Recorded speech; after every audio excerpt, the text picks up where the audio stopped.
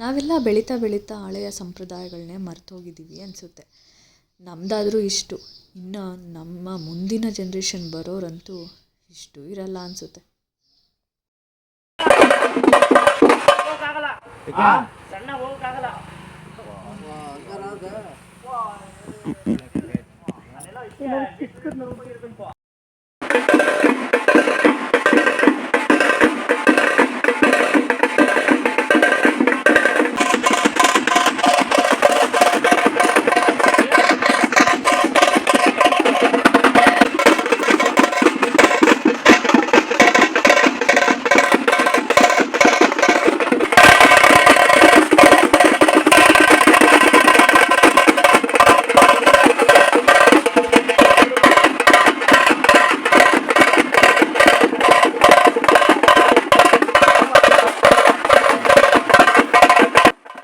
ಇನ್ನು ನಮ್ಮಮ್ಮ ಎಲ್ಲ ಇರೋದ್ರಿಂದ ಆ ಸಂಪ್ರದಾಯ ಇನ್ನೂ ಇದೆ ಅಂತಲೇ ಹೇಳ್ಬೋದು.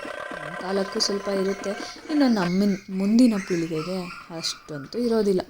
ಅದಂತೂ ಹೇಳ್ತಾ ಇವತ್ತು ಸೋಮವಾರ ಆದ್ದರಿಂದ ಬೇಗ ಎದ್ದು ರೆಡಿಯಾಗಿ ಪೂಜೆನ ಮುಗಿಸ್ಕೊಂಡು ಕೂತಿದ್ದೆ. ಅಮ್ಮ ಹೇಳಿದ್ರು ಕಳಸ ತೊಗೊಂಡೋಗ್ಬೇಕು, ಆಲ್ಕೆರೆ ಗ್ರಾಮದವರು ನಮ್ಮ ತೋಟದಲ್ಲೇ ಹೊಂಬಾಳೆನ ತೊಗೊಂಡೋಗ್ತಾರಂತೆ.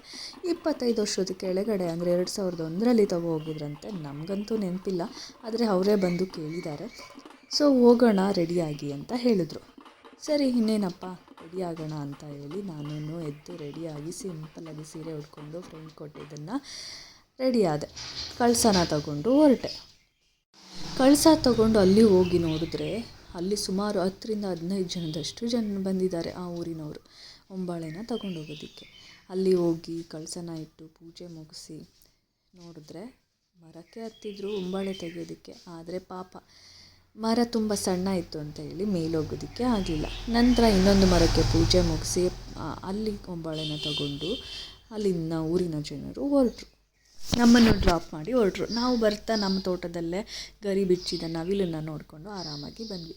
ಇನ್ನು ಸಂಜೆ ಬಂದು ನೋಡಿದ್ರೆ ನಮ್ಮ ಅತ್ತೆ ಇನ್ನೊಂದು ಅತ್ತೆ ಮನೆಯಿಂದ ಈ ಹಣ್ಣನ್ನು ತಗೊಬಂದಿದ್ರು. ಈ ಹಣ್ಣು ಯಾವುದು ಅಂತ ನಾನು ಮುಂಚೆ ನೋಡಿರಲಿಲ್ಲ, ಆಮೇಲೆ ಗೂಗಲ್ ಮಾಡಿ ನೋಡಿಕೊಂಡೆ.